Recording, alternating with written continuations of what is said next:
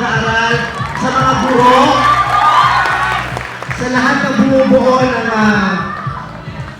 samahan ito, nagpapasalamat po ako. Dahil ilang taon na po ako nakakatanggap ng paraan mula sa inyo, isang ibig sabihin ho yata na hanggang ngayon hindi pa rin kayo nagsasawa sa mga patawa ko ay nagpapasalamat ko.